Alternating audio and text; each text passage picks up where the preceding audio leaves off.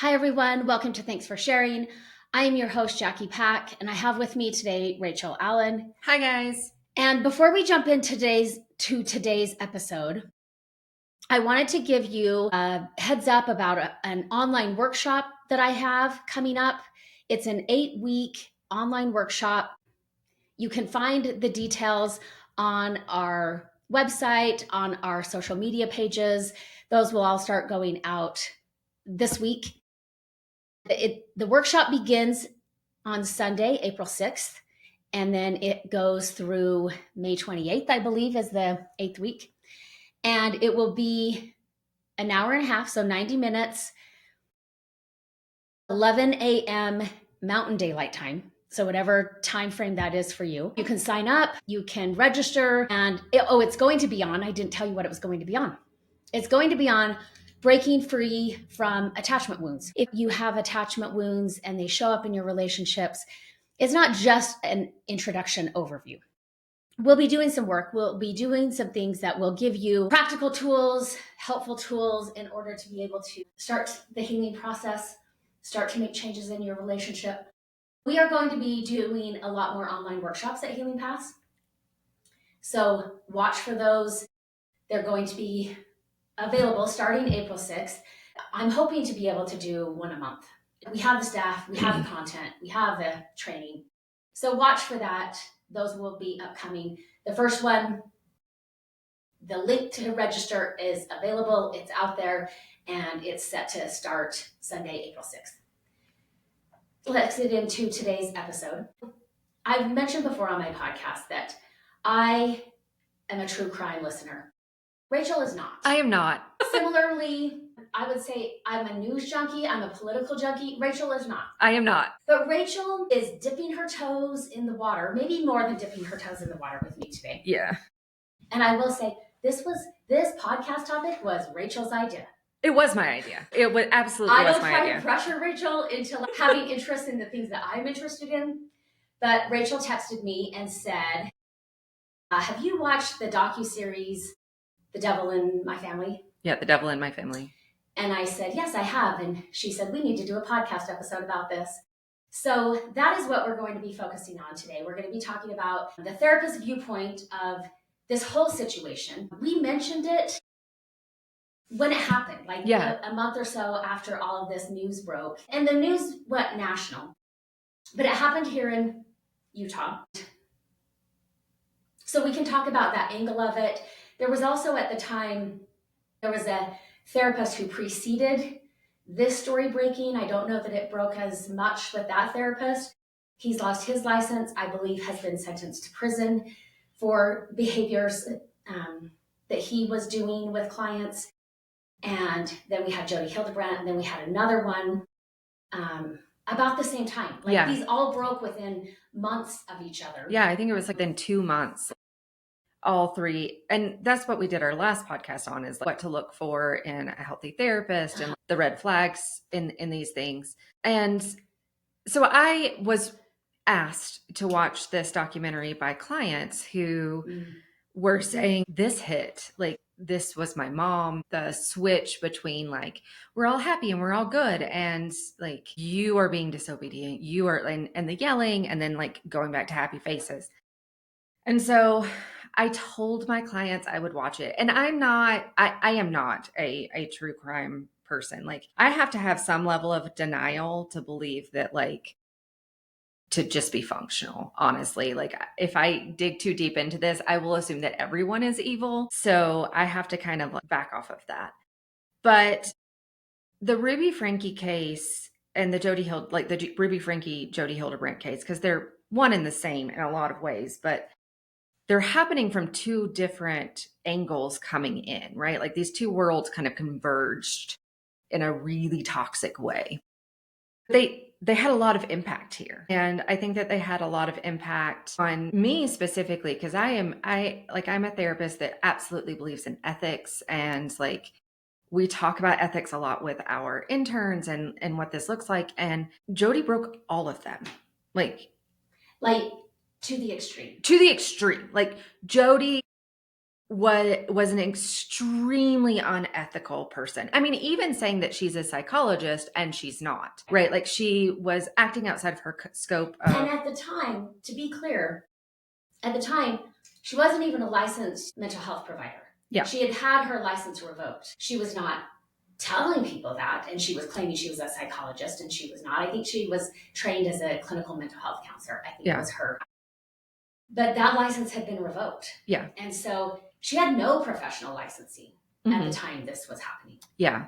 So I think that those are things that just stand out to me as just incredibly appalling, because this is our field. And, you know, as a licensed clinical social worker, our first mandate is do no harm. That is our first mandate. And even in that, like even going through my master's program in social work, right? They say like there's some things that you're not going to be able to avoid because it's just the human condition. But there are things that you are required to do to lessen any kind of harm that you do to a client. And Jodi broke all of those. Again, she's not a social worker. She wasn't licensed when this was happening, but it's absolutely terrifying that, to me, that this was so easily done and that so many people were buying into it. And I think that that's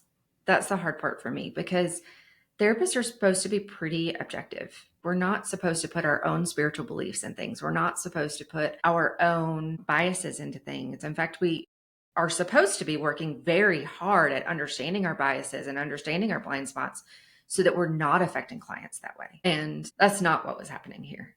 No, not at all. And again, she had lost her license. So there was unethical behavior previous to this. This was more extreme than what she lost her license over. Although she lost her license due to confidentiality issues. I think that's the number one reason therapists lose their license is they breach confidentiality. And so initially it was suspended and she was on probation, which there are formal steps when you are a therapist and put on probation that you have to go through in order to get your license back. And I don't think she went through those steps. I don't think Jodi was willing to make herself accountable to somebody, because that is one of the steps in getting your license back when you're on probation. Not that I know this personally. I don't know this personally. My license has never been on probation. But we have talked to the Department of Professional Licensing to figure out what that looked like. I took a training from them maybe 3 or 4 years ago to know and understand more about them and how they approach things. And so if your license is on probation, 100%, they are putting you back under supervision. They're making you accountable, not just to this person who is supervising you, this therapist who is supervising you, but to the professional licensing board. And you have to meet quarterly with them, things like that. Like, so that is part of the process in order to get your license back. Jodi would not make herself accountable to somebody, which is really sus. Yeah. It's alarming, that she is having this authority and refuses to be accountable to anybody. And then just that, like, she wouldn't take steps to get her license back, but was continuing to claim that she was a licensed mental health professional and a psychologist. Yeah. My first takeaway, we do a lot in our practice around couples work and parenting and just like how to be better humans. Use Johari's window a lot of like you're seen, you're unseen, you're blind, and you're unknown areas of your life. And we'll use that to help clients see like, what are my blind spots? Like, what am I not admitting to? How do I break down these levels of denial? And from the very beginning of this documentary, right, we see massive red flags. Ruby had, when she was dating, when she was college age is what I can gather, right? She's an adult, but she's a young adult. She has this she has this spreadsheet of all the guys who are courting her at the time and like qualities that she wants. And she has them highlighted and barred out and color coded. Like she's making a mathematical equation of how to get the she's best right. husband. You cannot make a mathematical equation that produces the perfect partner for you. Right. That's what she was attempting to do. I will also say I had sent Rachel one of the true crime podcasts I listen to, and I really like their work, is Hidden True Crime. That's the name of the podcast. And it's Dr. John Mathias and his spouse, Lauren Mathias. Lauren is a trained journalist. She did broadcast journalism. She's done investigative journalism.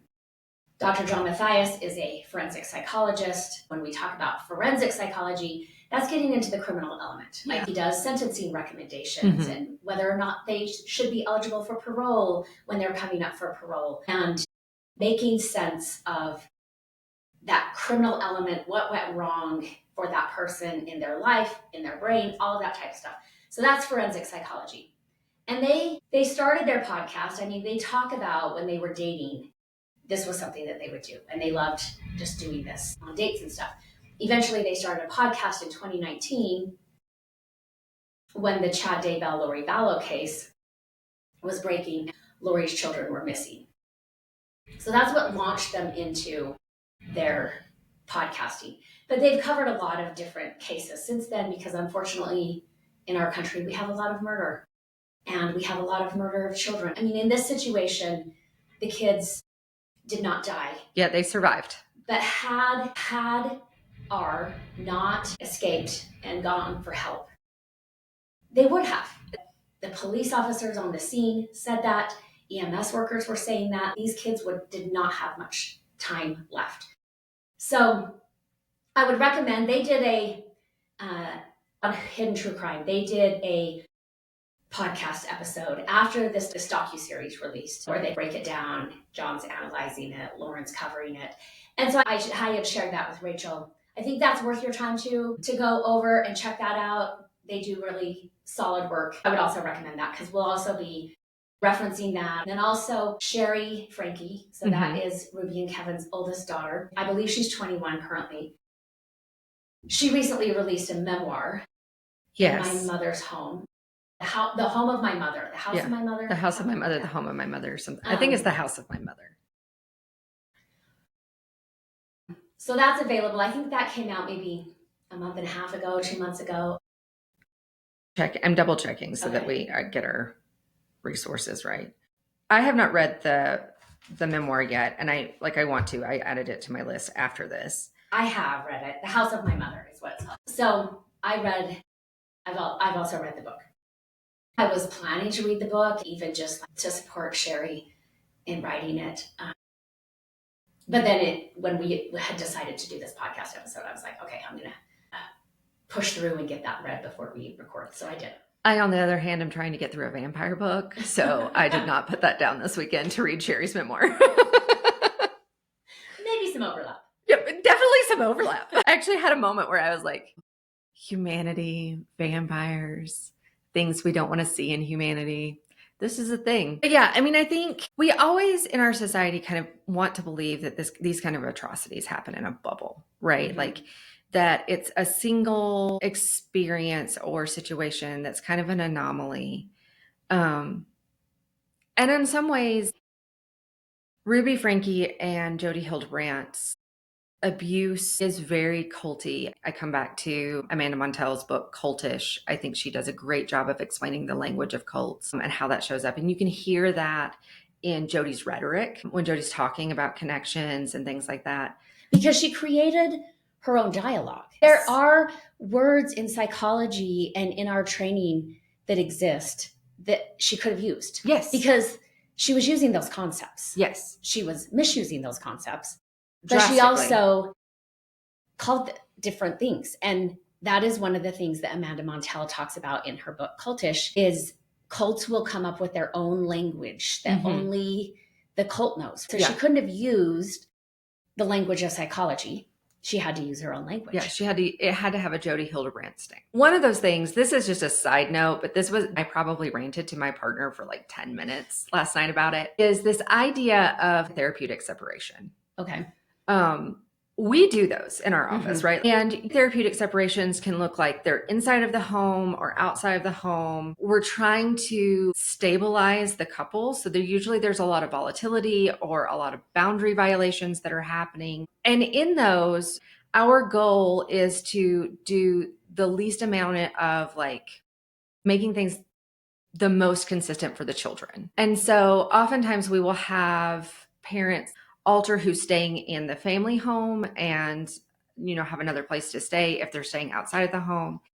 Inside of the home, we're doing a lot of emotional and physical boundaries. But it's this like idea of getting enough space that we can balance, that we can settle, that we can get into our window of tolerance without constantly triggering each other with the least amount of disruption, right? That's what we're trying to do with a therapeutic separation. So it's not like a legal separation where we're separating to get a divorce. It's literally to create enough space that we can get some healing to happen.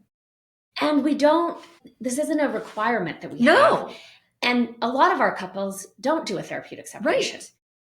So prior to recommending therapeutic separation, we have tried to get emotional regulation. Yes. We have tried to get them to respect boundaries. We have tried to decrease the volatility happening in the home, and it is not working. Yes. And some of that volatility, right, we're looking at like verbal and emotional abuse, where we're looking at physical boundary violations, right? So possibly physical abuse as well. And so like the reality is when we have gotten to that point of a therapeutic separation, we are really saying maybe we need some space. And I would say that maybe 20% of our clients actually do a therapeutic separation, because most of our clients can get the idea of boundaries. We can start following them, and we may have some boundary violations, but they start working together on like, hey, you violated a boundary. This is my response to that. And we can get some traction there, right? So like this is not, it's not uncommon, but it's not every couple that we see, right? And so I think it's really important, because one of the things that Jodi does, like, and for me, this was this moment of like, what the actual insert expletive there is when they kick Kevin out of the home.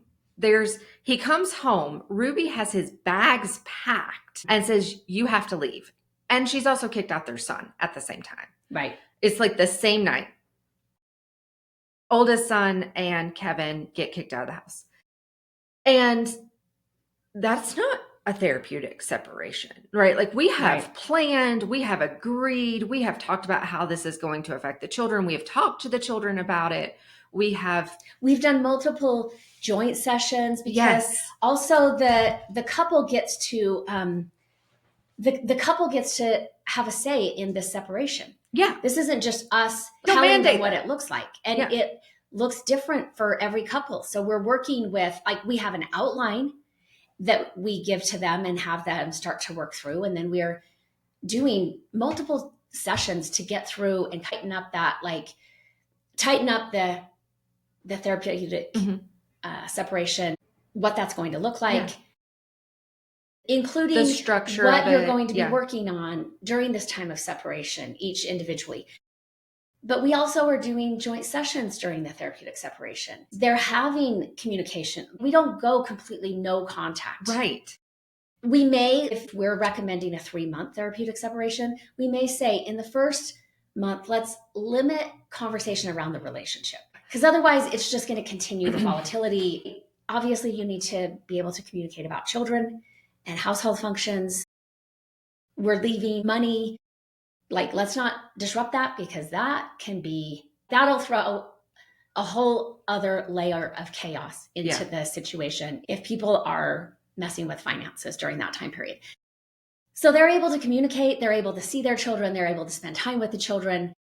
And then month 2 and 3, we are recommending that the couple themselves start to spend some time together and start to talk about the relationship and whether or not it's going to work, and what that would look like if it's going to work. So ours is, I feel like it is therapeutic. Again, we're doing it as a last step. And maybe, listener, you're thinking, why not just recommend divorce? Like Rachel was saying, that would be us putting our bias in there. Yeah. And we don't recommend divorce. We don't get to choose that. No. And there's so much of this, right, that Jodi was mandating that as therapists, we don't get to choose that. We don't get to choose relationship decisions. We don't get to choose how you're parenting. We're kind of like Gandalf. We guide you in that direction, but it's really up to you to get there. It's up to you to decide what path you're going to follow. It's up to you to make the mistakes. It's not our lives, right? You're the one, our clients are the ones living their lives. And it is not our job to mandate how and when and why they do that. Our job is to give suggestions and to give some clarity when it's foggy. But ultimately, the boundaries are made by clients. The separation itself is created by the client, and they are the ones that execute it.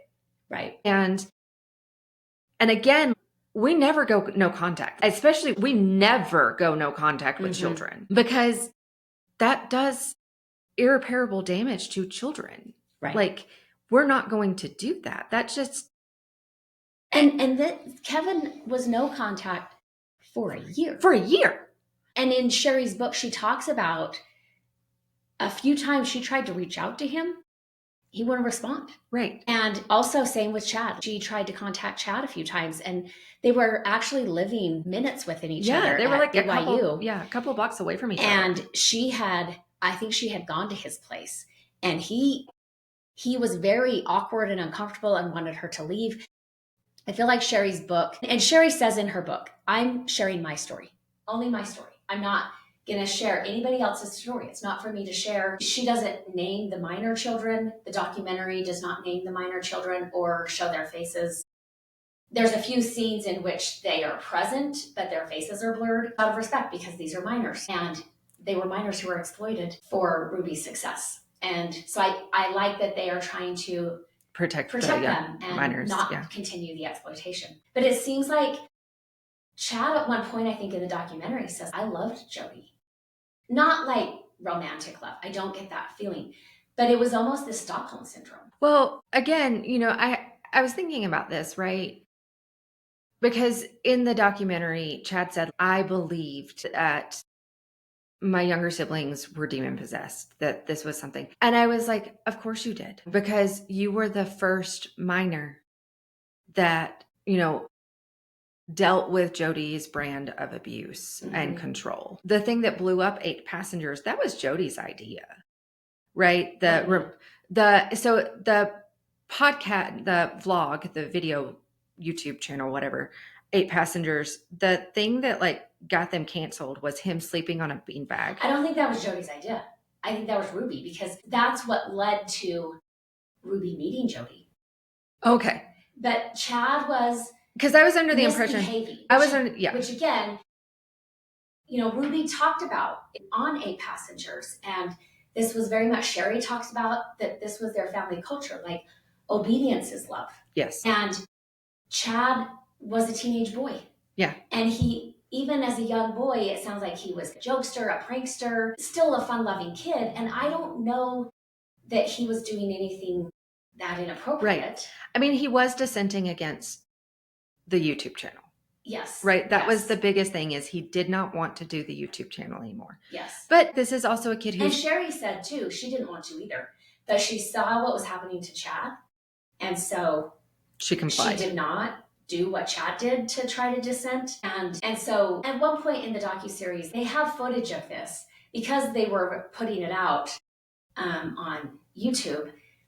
They had a lot of edited out footage and thousands of hours. Yes. And so some of that is shown in the docuseries where Ruby is getting upset at the kids. And you can tell in their demeanor that they start to shift. Initially, okay, it's kind of fun. But then it gets too high pressure for them. And Ruby says to him at one point, he's just like, I don't want to do that right now. Chad says this to her.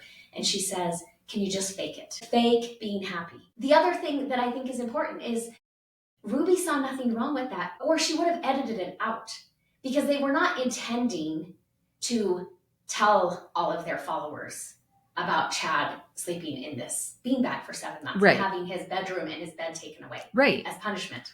Well, and that comes back to, you and I have talked about the Duggars, like there is an extreme, and I sent Jackie a podcast. This is not, Hidden True Crimes podcast talks about this too. If this is not like a religious issue, because it spans across several like evangelical movements, the LDS culture, but like this idea of obedience is love, right? This idea that like your children should obey you, period. And there's a level of that like I think is probably like adaptive to us being hunter gatherers and nomads, where like, yeah, a little kid not listening to you about not going into a certain place because there are wolves or snakes or whatever that is, like, or in our day and age, cars. Yeah, that makes sense. There's a level of obedience that our children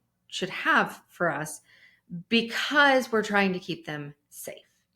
But this idea that you like break the will of a child, right, in order for like, is just gutting to me. Makes terrible human adults, right? Like this is where we get addiction as adults. This is where we get dissociation as adults, like massive amounts of trauma if we break the will of a child. But also this idea of like breaking a child to mold to us is also very, very narcissistic. And John talks about that in Hidden True Crimes podcast, where like it's a reflection on you as a parent how your children are acting, right? Like I think about we went to Mexico a couple of years ago, and there was a kid on the way down who's like 3, I don't know, she's little, and they're on connecting flight number 3 at this point, right? And this kid like full melts down because she does not want to take her shoes off.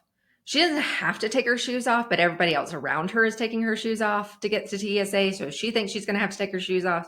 And she has this full meltdown. And I watched this mom, and I had a little at the time too, but I watched this mom pick up this 3-year-old or this, it's a little person, I would say like 3 or 4, and say, look at how resilient you are.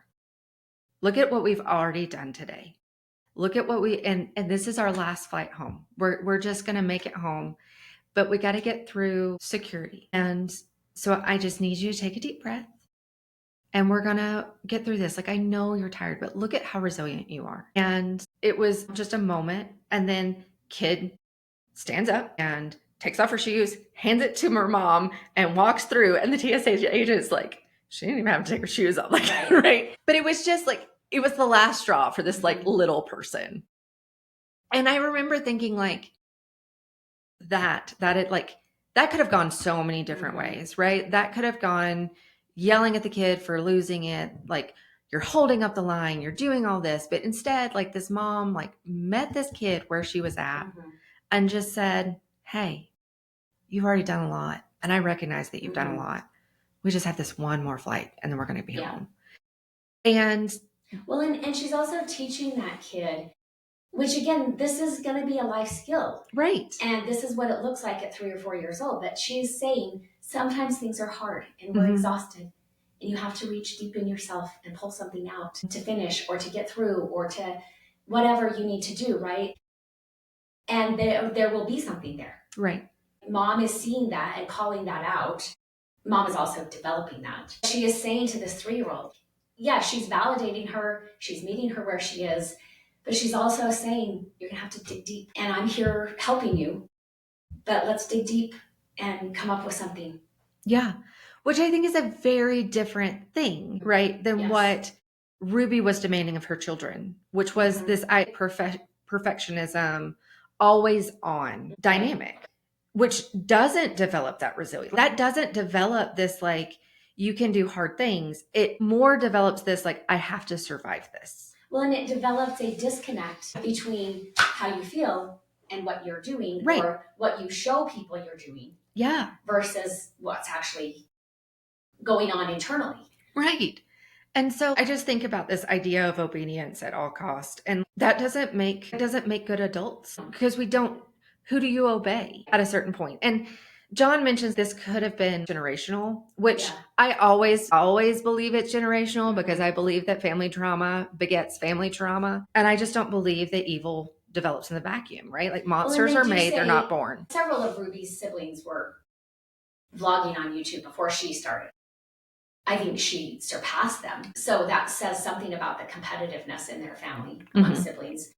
But one of her siblings did do blanket training. So there's something there, like in how not just Ruby parented, but like the family. The sisters were thinking how to parent. And if you had to physically discipline your child who can crawl, then that was necessary. I mean, yeah. And blanket training is just like an atrocious abuse tactic to me. Like it is just awful to me. But I do think, right, yes. So when we're looking at this, right, this idea of, I think that created Ruby. Ruby was an obedient child who was doing all of the things that she was supposed to fit this parameter of a good mom, good wife, good whatever, or to be seen as that at least. Right. Sherry talks about in her book, it's when one of the youngest siblings is born, maybe the youngest, maybe E. And her mom, so Ruby's mother, Sherry's grandmother, brings Ruby over these like beautiful silk pajamas. And Sherry talks about something internally in her, maybe jealousy, maybe something like that, seeing this closeness between Ruby and her mother and knowing that she did not have that. And I think at some point she brought up to her mom something about like, when can we be friends? And her mom said, when you're married and have children. I mean, I'm not you parent your child like you're their friend. I don't agree with that. I think we create really misbehaved children. Yeah. And in doing that. So I do believe in parents having some authority and using it wisely to teach kids and to guide kids. So that your kids, as they enter adulthood, want you in their life. And want to come back and ask questions. How do I do this? And Mom, how did you do this? This is so hard. And things like that, that they allow that influence, because once they're adults, they don't have to take influence from you again. Right. Really, once they hit teenagers, you start to lose a lot of influence over children if they don't want it, right? But then things can physically escalate. And so even just this, like, there were so many things. And I don't watch family vlogs. Like I don't either. I am so outside of the realm of like reality TV. It's not my thing. You are more likely to find me in a vampire book or in a book that's made in another world with different languages than you are watching reality anything. Watching even just the footage that she put out, not just the footage that she cut, but just the footage that she put out. There is this level of, it goes from being chaotic. Like there's a scene, right, where she's like saying like, I'm so blessed. I want nothing more. Like I'm in heaven right now making dinner for my family, which I was like, you are lying. No one feels that with the amount of chaos behind you. Right. Like you're just trying to get food on the table at that point. And Kevin comes in and like the kids are running around. Like all the kids are relatively little at this point, right? They had just had a baby at this point, which it's going to be with 6 children. It's going to be with 6 children. Children are tiny chaos gremlins. Right. They are. They're delightful, but they are, right? Like I have glitter on my ceiling right now because my child decided to throw glitter in the air to create a craft and it stuck to the ceiling. Not sure how I'm going to get it off, but you know, there's that. Humans are messy anyway, and kids have not learned how to pull that in. But as they get older, right? And there's still like 3 or 4 littles by the time that like Sherry and Chad are teenagers. It gets very structured and it gets very controlled, and it's like the house itself is a lot cleaner, which I'm not saying that you shouldn't have a clean house or you shouldn't have a messy house. What I'm saying is the dynamics have switched and you can see it. Well, Sherry describes in her book, it had to be camera ready at all times. Yeah. So like they were washing baseboards, which is that's a huge switch from like, we're just this family that you get a peek into of the chaos and the mess to like, There is no more chaos. There is no more mess. We're perfect. Right. Um, We are camera ready at all times, both in our home with our smiles, camera ready, which is just not going to be real. And she talks about it, and this is in the docuseries. And Kevin, it's so interesting the way he words it, because he says, not that Ruby wanted to be America's best mother, but she wanted to be seen as America's best mother. Huge difference. They were talking about in this docuseries how she felt like she was doing an amazing job as a mother, but she wasn't getting any praise. Right. Which I'm like, yeah, it's a pretty thankless job. My kids never applauded my creative discipline. They were never like, bravo, mom, good job. Like, that was, like, you outplayed us. Good job, right? So I'm just like, yes, it is a thankless, consuming job. Right. But apparently she felt this need to be praised. She felt this need to be seen and to apparently make a lot of money for the job she was doing.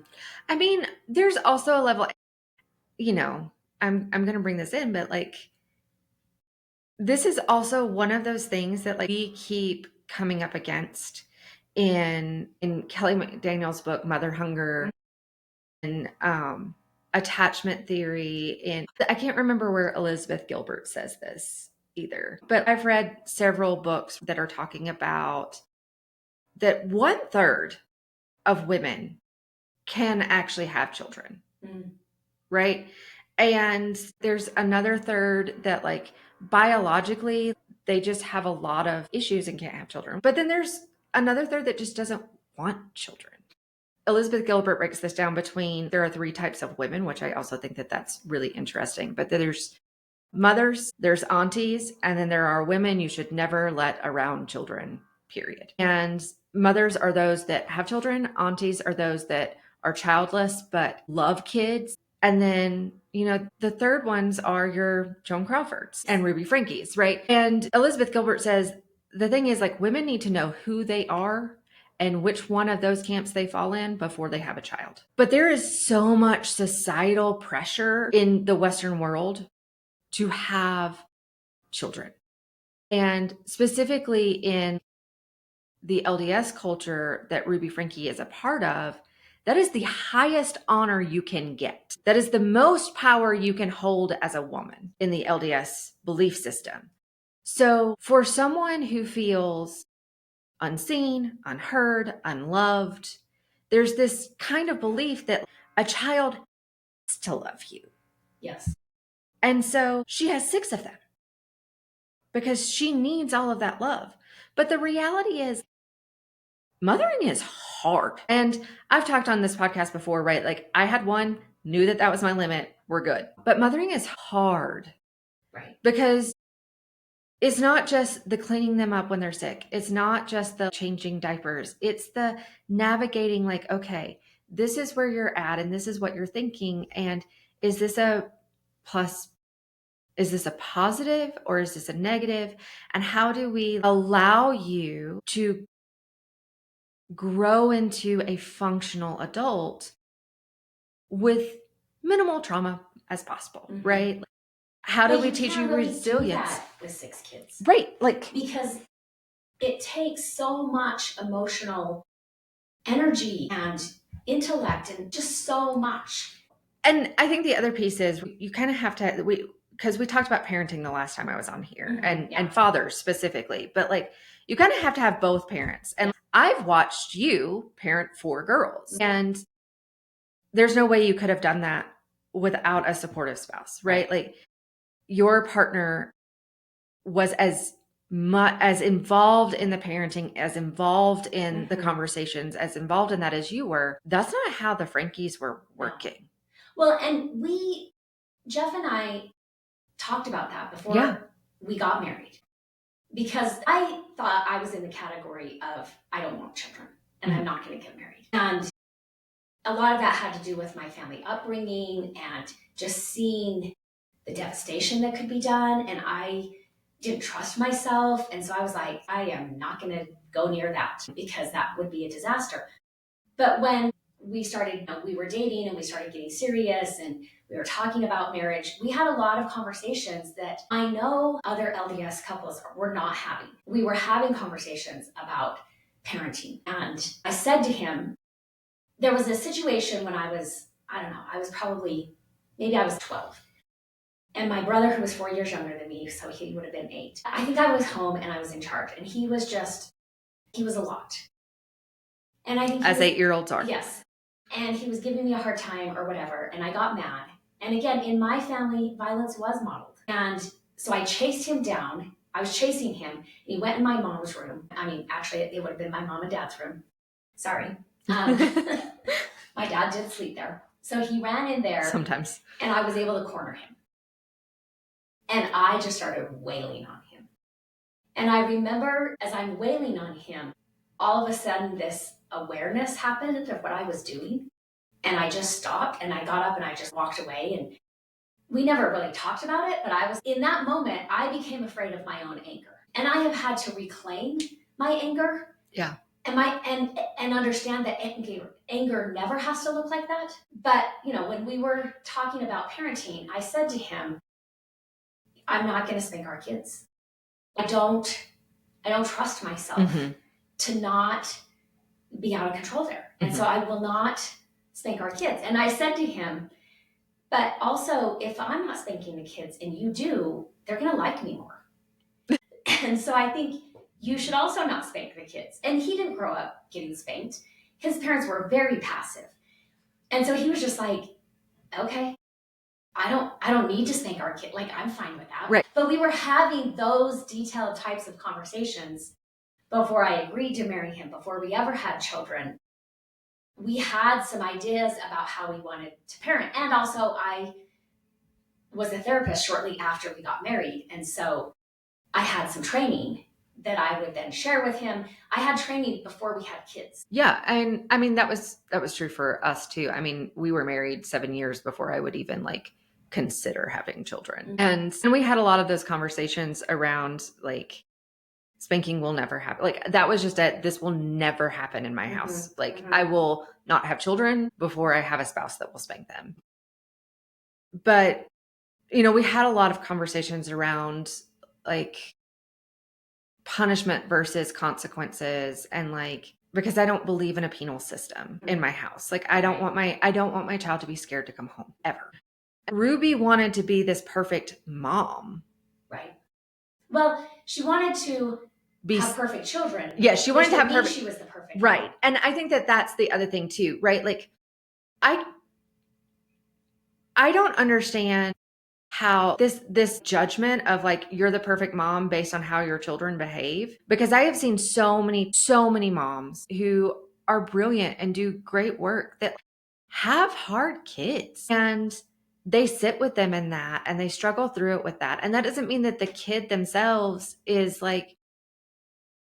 To me is a better mom who will struggle through and try to resolve or just be there, right? And is somewhat protective of that spirit that's, marching to the beat of its own drum, not complying, and seeing that can be amazing in the world. And it comes down to how they're parented. Yeah. And so I don't know. I've seen very messy children and I have seen very obedient children. And typically the obedient ones are the ones that scare me because I wonder what's happening. I have had a theory since I was, a teenager. And anecdotally, it's played out. I don't know that there's research on this, and I don't know if the research would bear out my theory anecdotally. But I would say growing up in my family, we looked as kids that we were very close. And we were in a trauma bonded way. And that has been difficult for us in our adult years to maintain a closeness, because what is at the core of closeness for us is trauma. And so that has been difficult for us to navigate. But I've seen other families that we've lived around and seen how close their kids are. And my kids are close now. But when we were attending church, my kids would punch each other if they were upset. And I'm like, do you have to? Part of me was like, okay, we are clearly not trying to put on a facade. But do you have to punch your sister at church? Do you have to put her in a headlock in the hallway at church? And I can guess which ones these are. And yes, they did. And I'm just like, okay, there is apparently no public-private difference in our family. But I saw a lot of those families, and there's a divorce, and I'm hearing about all the dysfunction. And it's just one of those things, and it's borne out with clients that I've worked with. It's borne out with neighbors that I've had. And I'm just like, yeah, I think with that many kids, there's going to be parentified children. But mom can control you. I don't know. There's no evidence. And I don't think Sherry says this either, that Ruby was violent pre-Jodi. There are some things that happen in the footage, yes, but pre-Jodi that are kind of, to me, kind of terrifying. Like when the toddler is trying to get her attention while she's filming and she grabs her face. Like that was a full, because I was spanked. I lived in a world, my parents were pretty spare the rod, spoil the child kind of people. But the idea of my parent grabbing my face was that's terrifying. Like that would have never happened in my house. And so even with the spanking and some of the emotional abuse and stuff that we went through, my parents had that line, right? Like that we're not going to try to do that. There were other ways they tried to silence us, but not that way. And this is on camera. Like obviously she cut it out, but like this is a little tiny human preschooler that she's grabbing her face and physically shutting her up while she's screaming at her. So I don't know that there was spanking or physical violence other than like she felt comfortable enough to grab a toddler's face. Well, that's not unfamiliar to me. I knew that happened in my home by my mom. But that's considered a fairly aggressive, alarming behavior. And Dr. John Mathias talks about this in the Hidden True Crime podcast. He also talked about this. They did a breakdown after the Gabby Petito documentary or docuseries was released too. And he talked about it there too, because they have camera footage of Gabby talking about Brian grabbing her face and that it hurt really bad. It hurt really bad. And so he talks about it in both situations. And the one with Gabby Petito, actually, they had recorded when Gabby was missing. So he was saying this pre-knowing what ended up coming out with that situation. And he was saying that's a very alarming, violent behavior because the next thing it escalates into is strangulation. And you are inches from someone's airway when you are grabbing them. Inches from cutting off air. And so I have learned that as an adult, but that was not unfamiliar. Yeah. And so, yeah. And I think I have a friend who was talking about discipline in her house and like slapping or smacking or holding the face was really common. And she just thought that was normal. And I remember her telling me that and just being just shocked. And I was like, that's child abuse in every state I know of. And so again, we don't know. And in the docuseries, they don't talk about it. I tend to think that corporal punishment, because it has become such there's a lot of awareness around corporal punishment and what it does to children. And I think that families who participate in corporal punishment do tend to hide it more, which I think even that is abusive. If what you are doing causes red flags. Yeah. If you know to hide it, it's a problem, which is another issue I have with a lot of this unseen footage that Ruby had. She knew enough to cut out certain things. She didn't cut out the beanbag thing, but she knew enough to cut out certain things. And so, that is a really interesting dynamic. But yeah, we don't know. But what we do know is that there was a massive amount of control over these children. And you saw that with the Duggars. You see that with Educated, the book Educated with Tara Westover. She talks about the obedience at all cost. So this is a common theme when it starts here and then the abuse escalates, right? Is that controlling children, believing that you should have control of children, right? You're taking a human being's autonomy away from them in order to do that. Instead of shaping it. Yeah.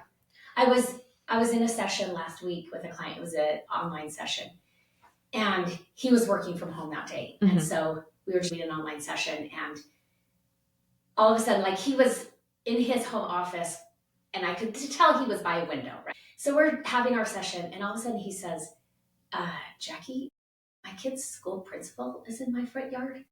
Can you hold on for a minute? And I was like, sure.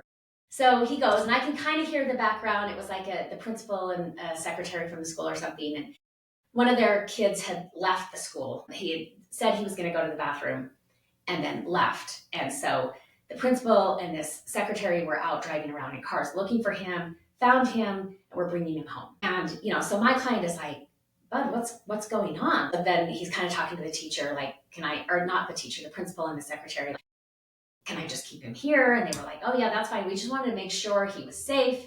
You knew what happened, whatever, right? So he gets his child settled, and I can hear him saying, I'm in a meeting right now, so why don't you read this book or whatever, and I'll be back after my meeting and we can talk. And so the kid's like, okay. He comes back in and, closes the door. And he's like, did you hear that? And I said, I heard bits and pieces of that. And he's like, so this is what happened. And he's like, this is what my son is saying. And his son's maybe 7, maybe 8, I don't know, somewhere around there. That he was dared by a kid in his class to leave school. And so he's talking to me. He's like, Jackie, why would he do that? He knows better than that.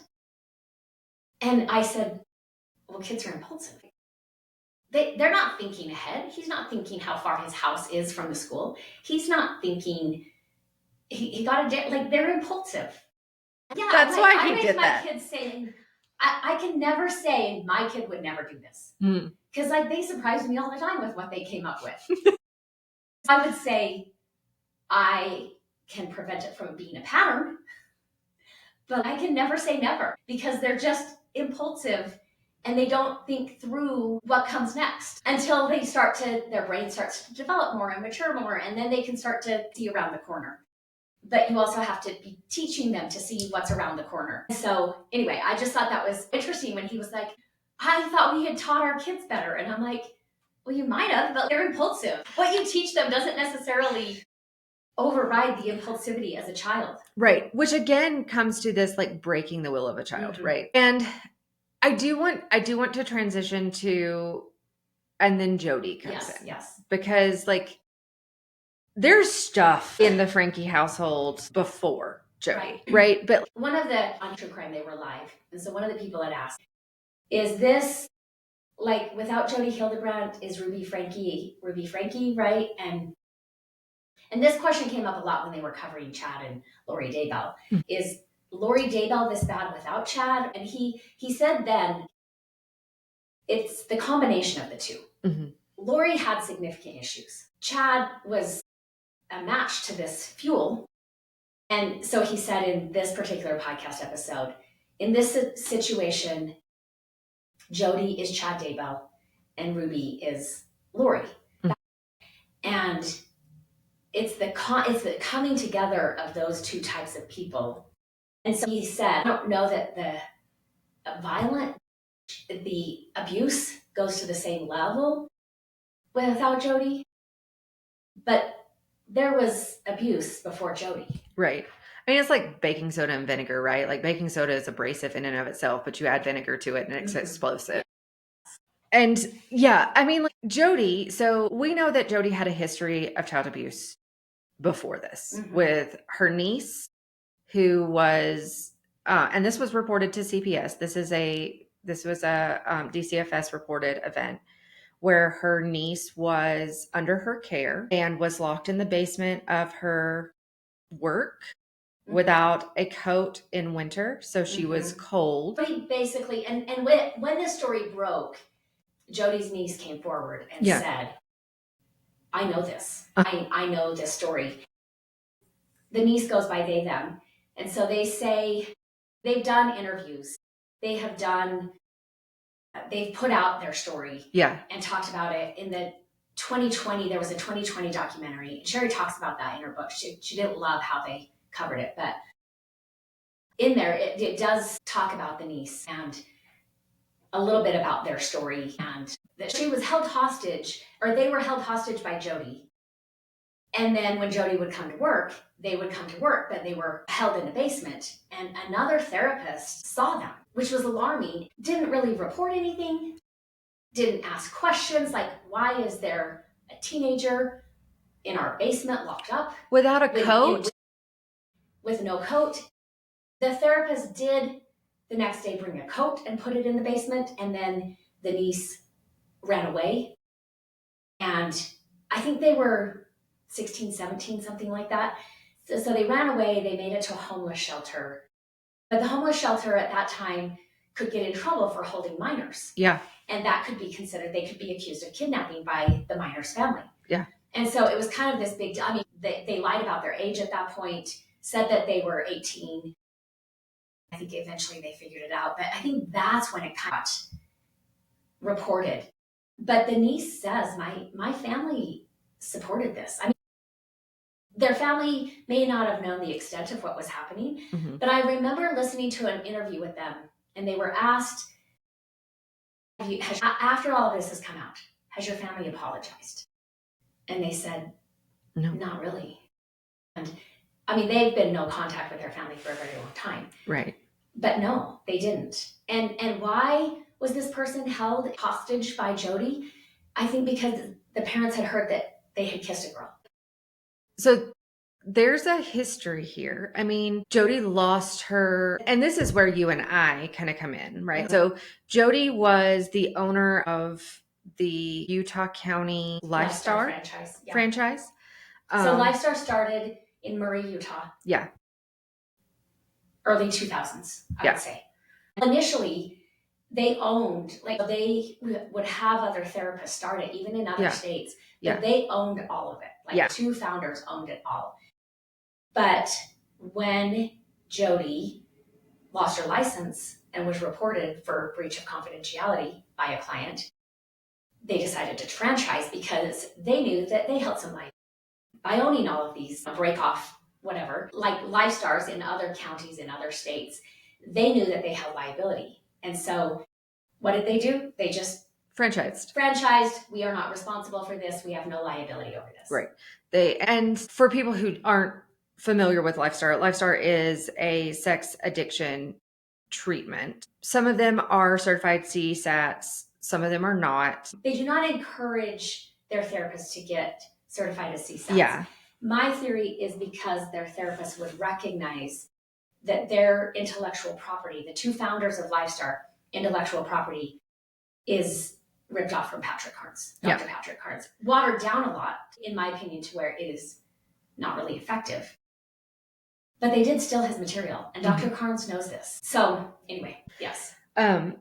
So she owned this franchise in Utah County. It was pretty big, right? Like it was very successful. It was very successful. A lot of therapists worked under her, which Brennan Patrick, who's also in the docuseries, I think that's where he worked for her.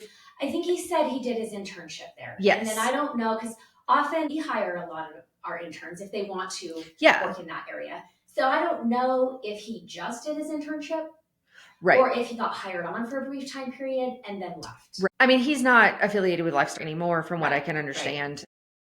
Right. He was on a podcast for a while.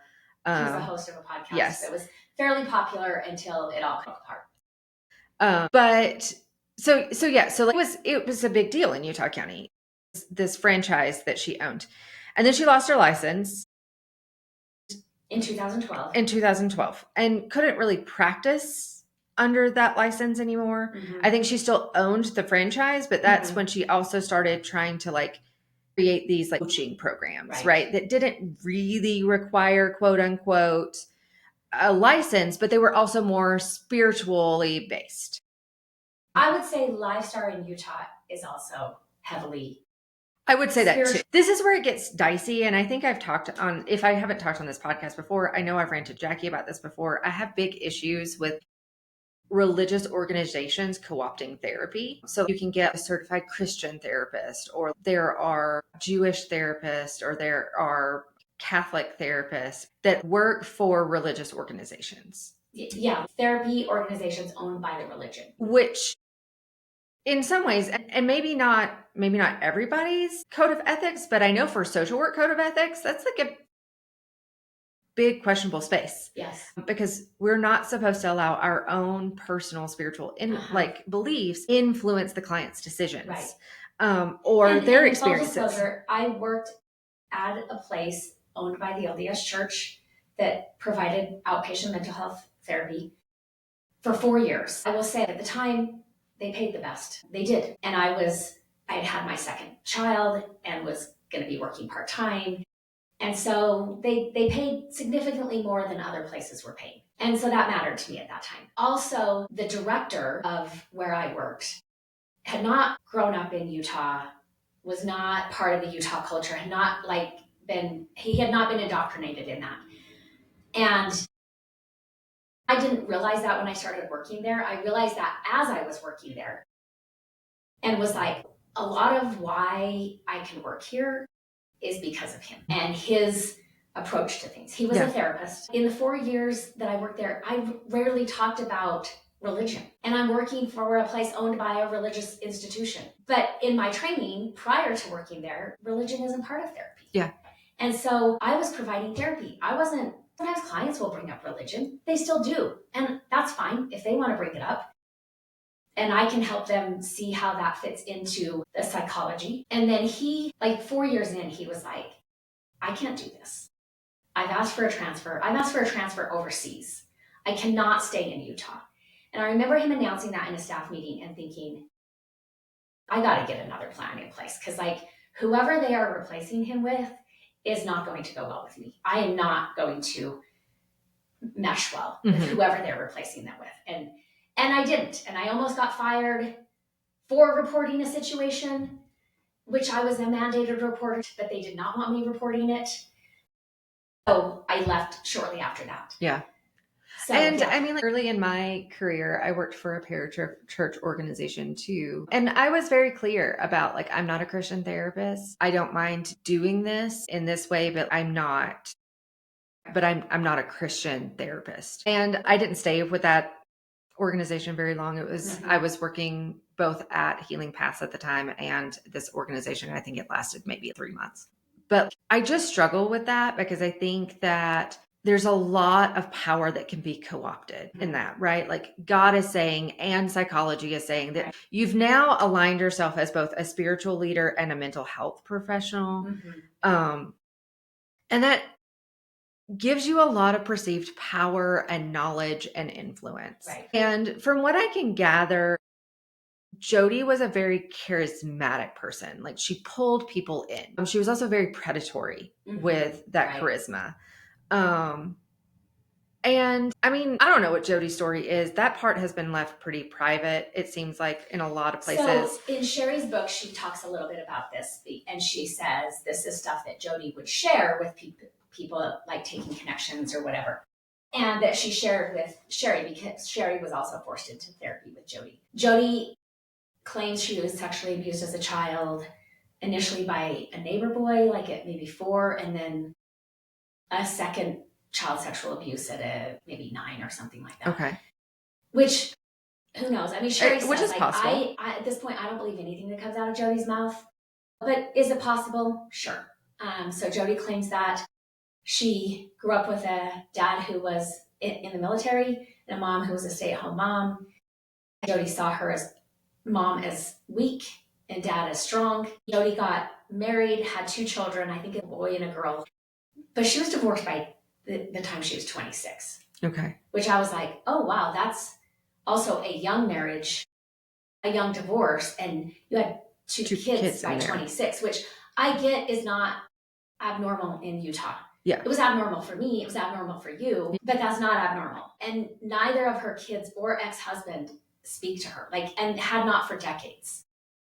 So, yeah, they've all distanced from her, and they are not public. Her 2 children and ex have largely stayed silent on the whole thing, and maybe didn't know a ton. She was divorced from her ex at 26. I don't know how much he knew about her, enough to get divorced, apparently, but so but I knew that she was divorced. I think it was after the divorce she went to school to become a therapist. Okay. So there's a lot there, right? Before she kind of enters into Ruby Franke's life. Mm-hmm.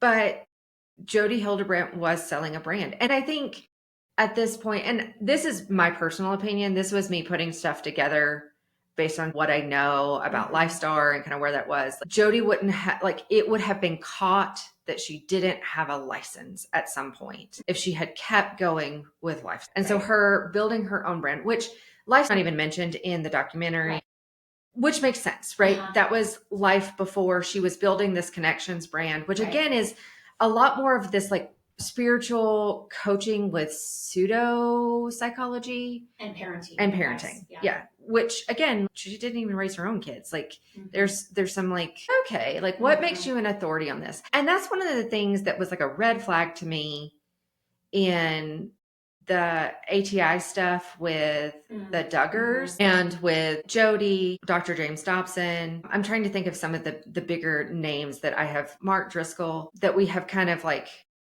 seen this happen. Like, what makes you an authority on this? Right. Jodi had kids, but apparently was estranged from them. Right. So what good parenting does that make? Like if you did raise them and they're not talking to you as adults.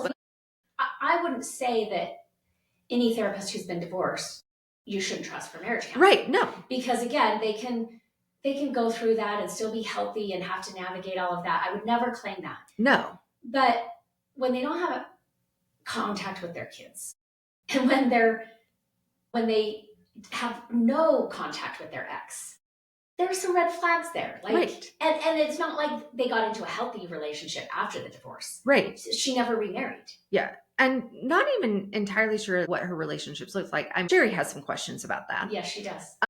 But I think everybody did when the story broke. Yeah. And then Sherry confirmed some things. Yeah. And so like I do, right, there is this level of, okay, but what makes you an expert? Especially if you dug any other than like she was this woman who was doing this, that the church had kind of backed at some point. That's how she had gotten her name. Right. But if you dug. And some of her money, because she was a preferred therapist. Yes. That the church would refer to in Utah County. And the church will pay for therapy services. Mm-hmm. And so I have heard interviews from previous clients of hers where they say she was making a lot of money and they were going into a lot of debt. And then the church would also help pay for their therapy services. Mm-hmm. But she was also mandating exactly what they had to do. Mm-hmm. And we will encourage our clients, if we're doing individual work, we will encourage group work, because we know with addiction, group mm-hmm. work, the research is very clear that group work is a really important piece of yes. long-term sobriety. So we encourage that. That's not mandated. We don't force them into that. You can't mandate anything of a person as a mental health or health professional. Well, we believe that, but Jodi didn't. Right. But that is part of our ethics. Yes. Right? Yes, like that is part of our ethics. If you are practicing ethically, then you don't do that. You can't force people. Right. You know you can't force people. I mean, a cardiologist can't make people stop eating hamburgers sure. when they've had a triple bypass. Mental health therapists should not be able to mandate anything. Mm-hmm. And I also think it says a lot. The amount of control that she got over these groups really fast. Yeah. And the amount of shame that she used. There's so much shame just in the clips that the docuseries mm-hmm. shows, which they don't focus on Jodi as much. I mean, they do focus on Jodi a little bit, but they don't focus on how insidious this was mm-hmm. across the board. But like she made a statement at some point that like all men lust and all mm-hmm. women love. And the difference in that, which we don't use the word lust in our practice, but the difference is that is lusting is like taking from someone selfishly, and loving is giving to someone unselfishly. Codependently. Yeah. Which I was like, well, that's not the definition of either one of those. Right. But sure. Right. But yeah, so she's using these terms that like have actual definitions mm-hmm. in Merriam-Webster, and she's co-opting them and changing the definition to fit her narrative. And the client who reported her for breaching confidentiality, he has done some public interviews since all of this broke as well. He is originally from Idaho. He's LDS, originally from Idaho, moved to Utah. He was sexually abused as a child within the Boy Scout organization. And when he became an adult, and that's when it came out about the child sexual abuse, Idaho's laws, the statute of limitation had already passed. They couldn't do anything. But him and his father were instrumental in changing the statute of limitation in the state of Idaho. And I don't remember exactly how they changed it. It might have been like, it starts when the child turns 18. That's when the statute of limitation starts, because there's so many factors that would get in the way of a child being able to do something. Or I've worked with clients that they're like, I tried to tell my parents, I don't think they got it. And I'm like, right, because did you have the language? Right. Could you, like, you're trying to explain something that at your age you don't have the language for. Right. And then you're trying to tell your parents and they don't know what you're trying to say. And that's in good case situations, right? Where parents aren't just abusing or ignoring the abuse. So him and his dad changed the statute of limitations in Idaho. And then he moved to Utah. He got married. I don't remember if they had a kid or not. But his wife started getting involved in connections. And the next thing he knows, he's in a group for sex addicts. And he's like, I'm not a sex addict. Had he looked at porn? He's like, yeah, I had seen porn. Everybody has seen porn at this point, right? So he's like, but I wasn't a regular user of porn. My issue was the childhood sexual abuse. And that was coming up in my marriage, because that does come up in marriages.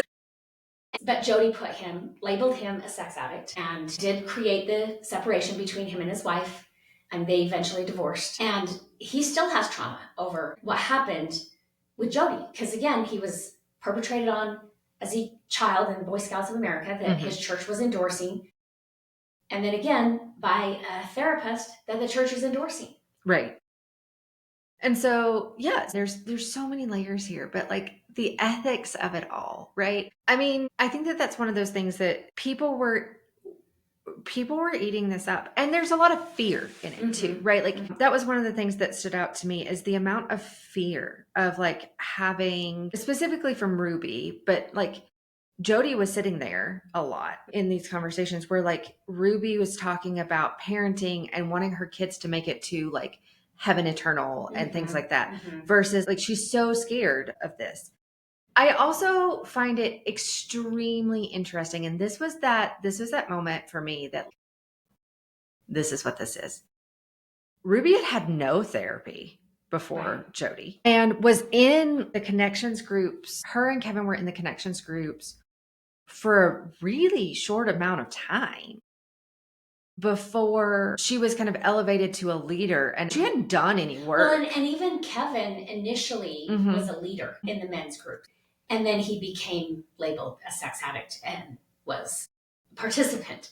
But when they started, and again, the complexity of Jodi bringing them both in and giving them authority. And let's just back up. So when Ruby and Jodi encounter each other for the first time, the clip has gone viral of Chad acknowledging that he's had to sleep in a beanbag for 7 months, and his mom acknowledging that. And that's the first time she was getting more hate than she was praise. Because prior to that, it was like, I came from a dysfunctional family. I love seeing that your family is this way. I wish I had grown up in a family. Ruby, you're such an amazing mom. Like, this is kind of the feedback they're getting prior to this. Right. Like YouTube made her Mother of the Year. Yes. For YouTube, right? And they're making millions of dollars. Yes. Millions of dollars from YouTube.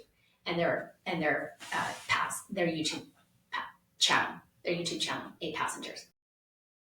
And so all of a sudden she's getting a lot of hate. And again, she could have taken a different road. Her and Kevin could have said, hey, we're getting some help over this. We did not realize that this wasn't appropriate to discipline our son in this way. We didn't know this, right?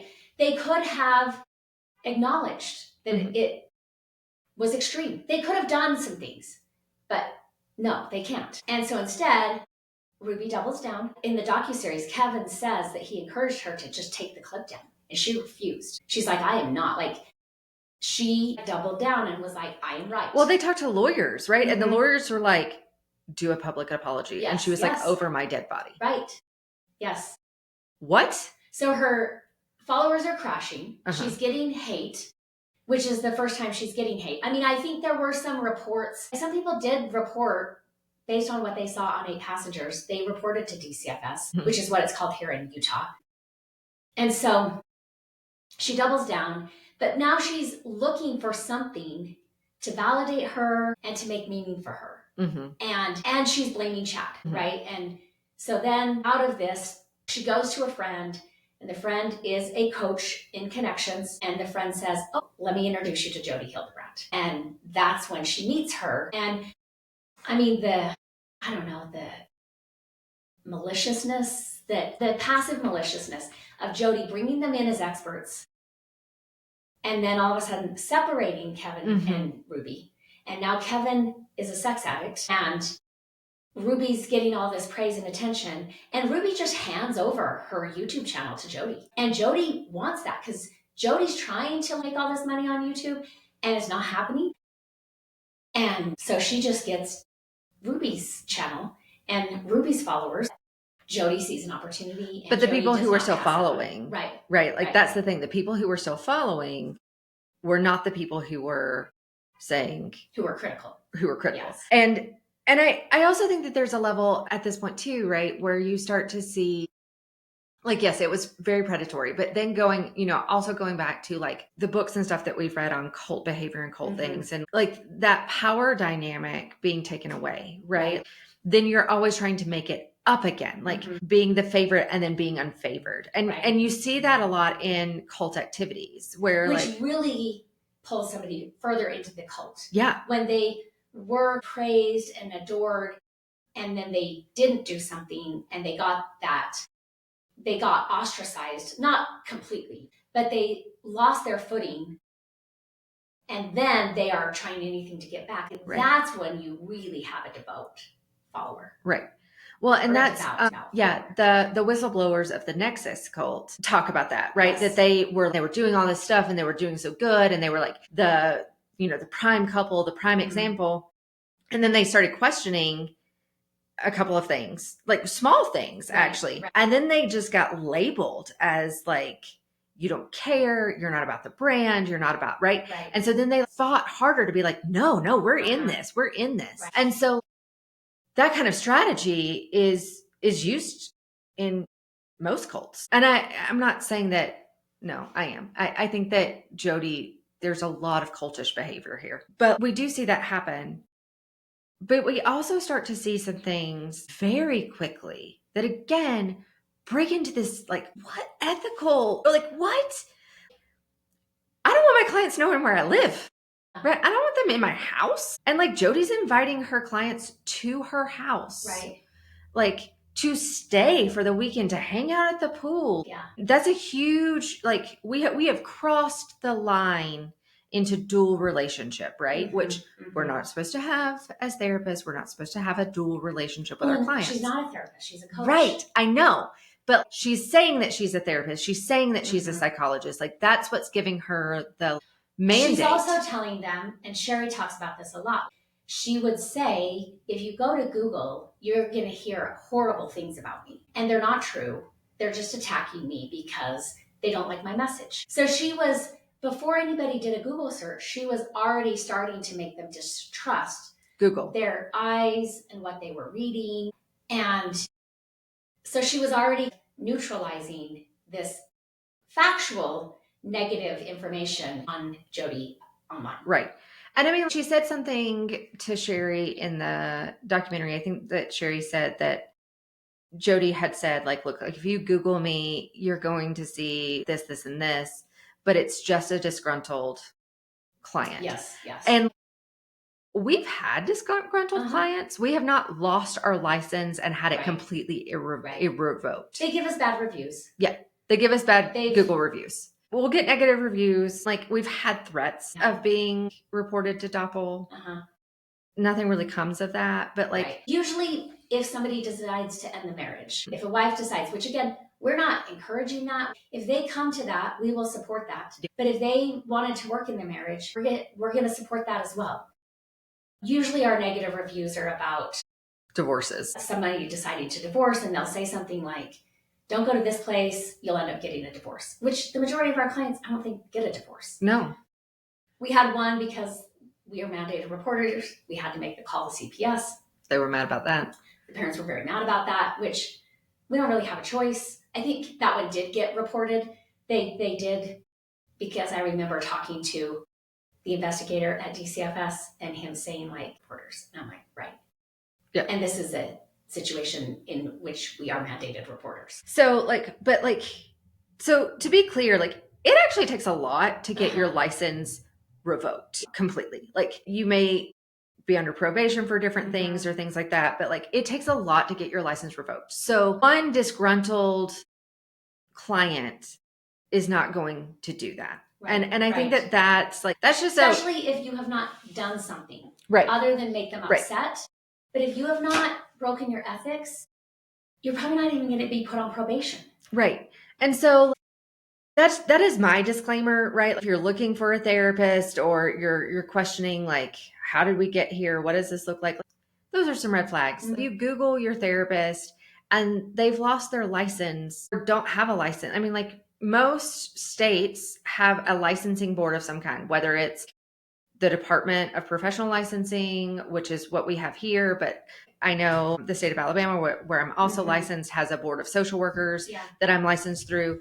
So all states have a licensing board. Well, any mental health therapist with a degree who practices should have a professional license as well that holds you to account to the ethics and the standards of your discipline. Yeah. So, I don't know, I've Googled all of my therapists before to see where their license were and if they were in good standing or not, or what that looks like. That's, to me, just due diligence, right? Like, I don't want a cardiologist who lost his license doing open heart surgery on me. I don't want a therapist who's lost their license to have access to my mental health. Right. But yeah, so she's having them come down to her house. They're hanging out with them outside of it becomes this like friendship thing, while she's also doing therapy, quote unquote, sessions with her children, with Kevin. I don't really know that Ruby ever does therapy with Jodi.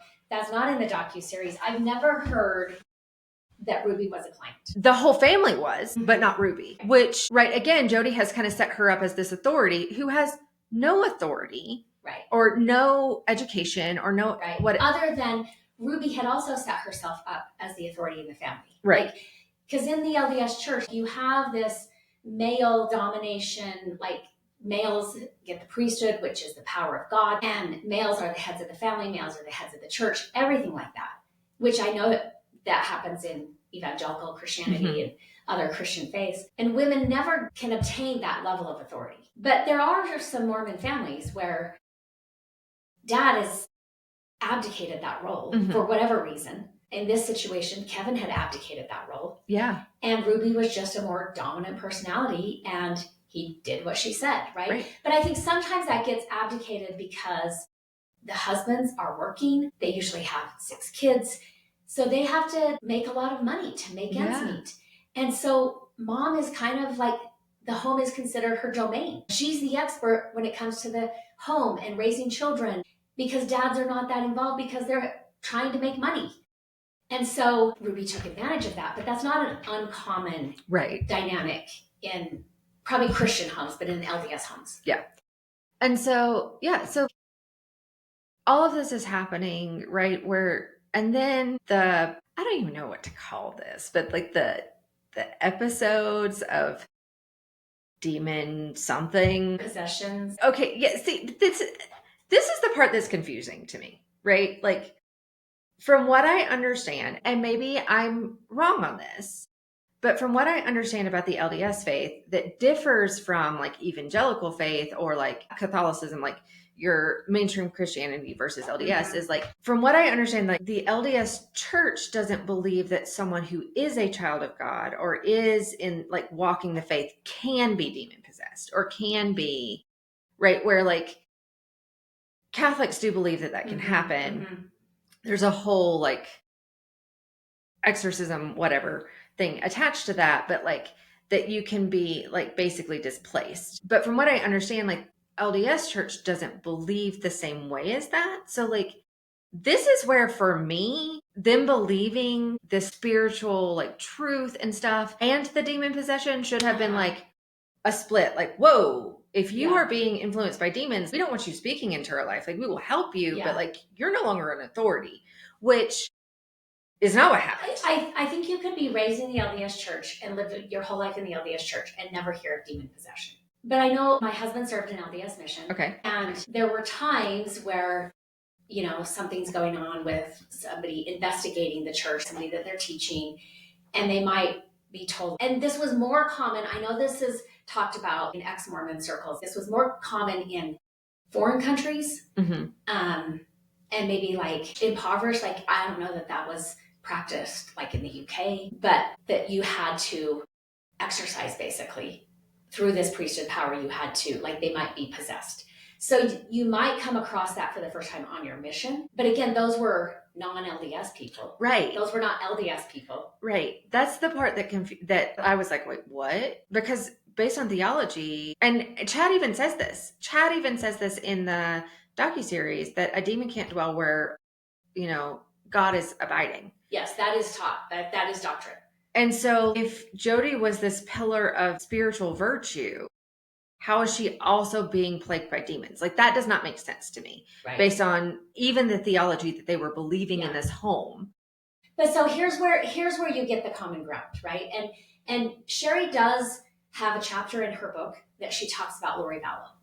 Okay. And she had watched the Sins of Our Mother, which is like it's been a docuseries on the whole Lori Vallow thing. There's been more released on Lori Vallow, but Sherry had watched that and was like, oh my gosh, my mom believed the same things. So there's this book, and I've not read it. I refuse to read it.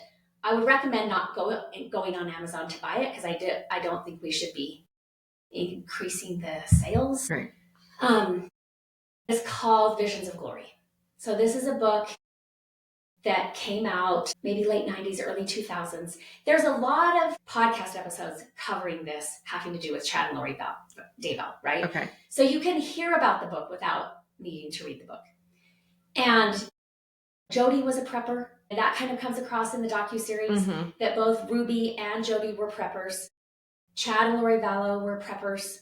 So there is this subculture of Mormonism that is this conservative MAGA prepper community. Right. I mean, like it also showed up at Ruby Ridge. Yes. It also shows up in Educated with Tara Westovers. So yeah, like, you know, that was one of the things that stood out to me about Ruby Ridge, is like that this is the area / belief system that kind of came from. Right.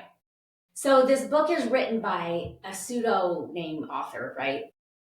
And I can't remember the name of the author on the book, but it's this author, and he has this near-death experience, which is very big in the conservative prepper LDS movement. He had this near-death experience where he had a vision of the last days. So this is where a lot of this comes from, the demon possession, zombies. Lori and Chad had referred to her two children, Tylee and JJ, as zombies. Ruby had also referred to her two youngest children as zombies. So again, yeah, it kind of goes against doctrine, but it gets very weird, right? And and the common denominator is this book, Visions of Glory, who actually, the author is also a therapist. And right, yes, I know. Still licensed, I believe, works for the church.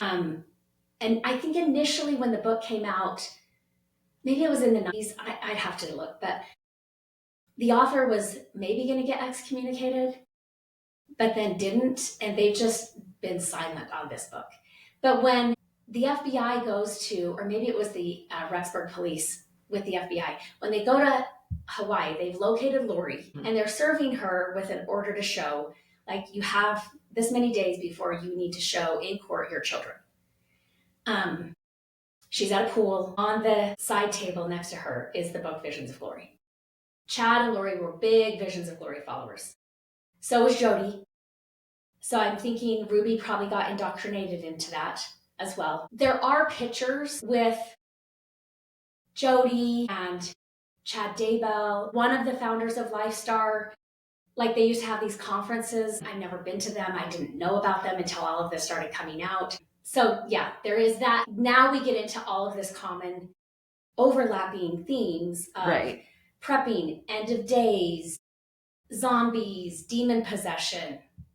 Yeah. It gets weird. It gets weird. Weird. Yeah. I know you had texted me and you were like, so demon possession? Like, was Jodi really possessed by demons? And I was like, well, no, because that's not a thing. No, I know, but like what? I was real confused. Like it was a really confusing moment for me because I'm like, what is happening? Right. Yeah, I mean, really confusing. And then they move her into the house, right? And this is where because she's being possessed by demons of the important work she's doing, of course, demons attacked her. Yeah. Let's just say this. If you're a therapist struggling with demon possession, do not move them into your house. Function and live on their own. Those are really big red flags that you should not be working with that therapist. Right. Walk away.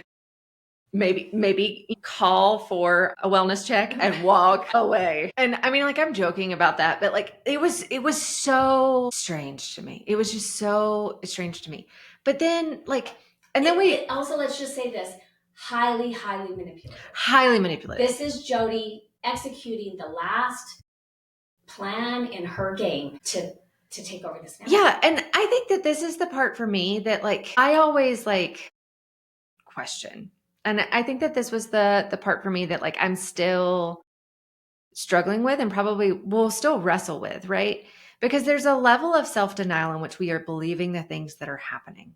And like we're also the ones that are making them happen, but we're believing that they're happening to us, right? Like we've seen this in addiction. We've seen this with psychotic breaks, but also there's just a level of denial in what is really happening that can just like show up in a lot of different ways. And so it's that unknown, like for me, it's the unknown of like, was Jodi buying her own bullshit? Or was she this good at manipulating people and that she didn't believe any of it at all? Right. And those are the things, like, those are always the things that kind of stand out to me is like, because I think when I look at past cult leaders like Charles Manson, who was, net negative, and right, the Jonesboro group, the Hellbob Comet, I can't remember what they were called. They all believed the stuff that they were selling. Yes. And the followers did. Yeah, but even, I mean, Charles Manson even believed the stuff that he was selling. Yes. But he was also not delusional to the point where he did the killings. Right. Exactly.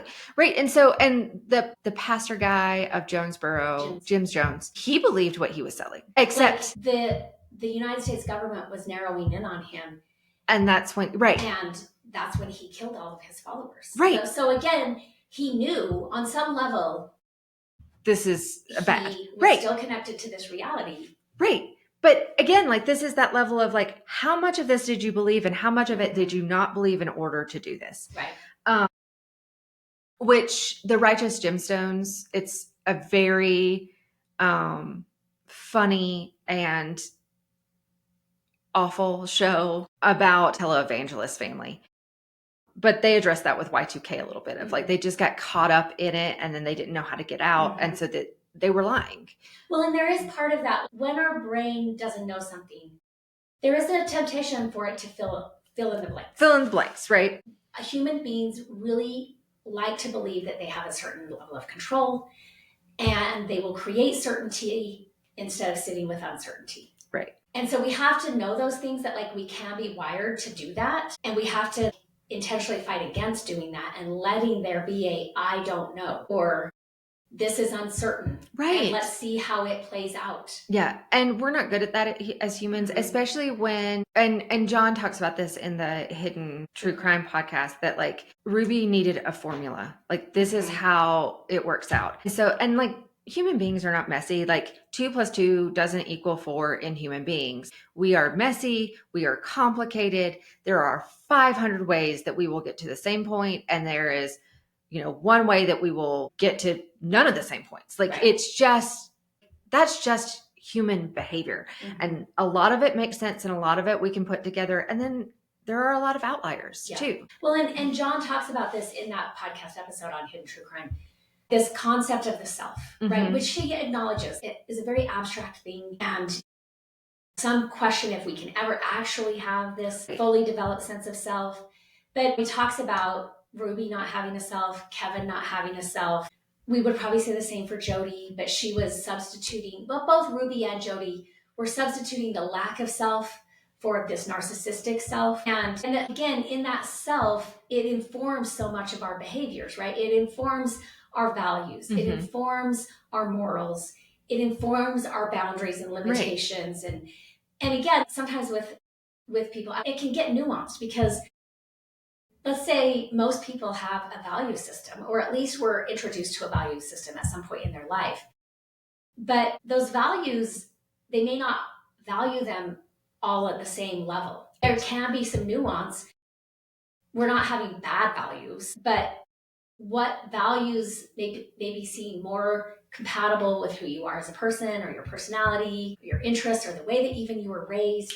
All of that is different. So there has been research that says and it doesn't matter. It doesn't matter if your top 5 values are these 5 versus these 5. Right. It doesn't really matter. It matters that we have values and that we try to make that consistent with our behaviors. Right. That we were living within our integrity. And yeah. And so then it just kind of it seems spiral fairly quickly. Yeah. After Jodi moves into the home. Sherry thinks that they're having an extramarital affair together. Sherry's about to move out of the house and go to college at BYU, which is where Kevin is a professor. Again, Kevin is still in the home at this point, right? Yes. So she's maybe weeks or something away from moving out. 2 weeks. And then gets a call from her mom, you're out of your room today, come pack up everything and get it out because Jodi's coming and she'll be here this afternoon. And so she slept in her little sister's room for 2 weeks before she went off to college. And then Christmas happens and they're all still together, but the little ones they don't get Christmas that year. Yes. And Sherry talks about in her book coming home from college once and needing something in her room and asking Kevin, hey, I need this in my room. Can I go in and get it? And Kevin's like, no, you can't go in. Nobody can go in that room. You have to get your mom's permission. And I don't think they were not in there, but that's when she ended up going in herself and seeing all of the massage oils and all these candles and being like, what is happening in here? Because that's not what's needed for demon possession exorcism. Right. I mean, maybe. I don't know. Depends on massage oils. Yeah. Again, don't know. Never done an exorcism, but there might be candles, but these were scented candles. You don't need that. Yeah. I mean, right. But yeah. So there's some definitely, and I mean, I think that even Kevin was questioning, they were closer than friends, which how did we get there? Right. And then Chad gets kicked out of the house. Kevin gets kicked out of the house the same day. Yeah. And then I'm not really even sure what happens with the middle 2. I mean, they were still there. But there was also a third person involved who was very big in connections. That's where the older 2, when the younger 2 were found and the police came to the Springville home and searched it, broke down the door to search it for people and nobody was there. They found the middle 2 girls at this other person's house cleaning. Mm-hmm. She was having a party or something. But again, you have to think about they're not just hired to clean. I don't know that they were getting any money, but cleaning baseboards, cleaning with toothbrushes. This is a whole other level of cleaning that is more about control and perfectionism. Right. And so, right. And yeah. So all of this kind of devolves very quickly to, where we get to where R escapes and gets to the neighbor and the police are called. And I think and then all of that is kind of in the news afterwards. Right. And I don't want to get into the abuse itself because Yeah, it's awful. It's out there if you want to. I mean, there's even images out there. Yeah. When I was watching the 2020, I think it was 2020 on it, I didn't know they were going to show the pictures. I didn't want to see the pictures. They showed the pictures. Yeah. It's sad. In the docuseries, they have the pictures, but they are blurred. Yeah. They're very careful about identities and things like that. Yeah. A lot of the actual wounds and stuff, you know that they're there, but they're blurred in the docuseries. But I don't want to really get into that because we know what it is. It's out there. It's in the news, but really bad. And it's really bad. But it is this level of like some awareness, I think, for me, because so many people get fascinated by this. And I mean, you have said like, this is one of the interesting things about true crime and kind of like, it's like the preparing for the worst, right? Like if I know what's going on, then I can avoid it. Right.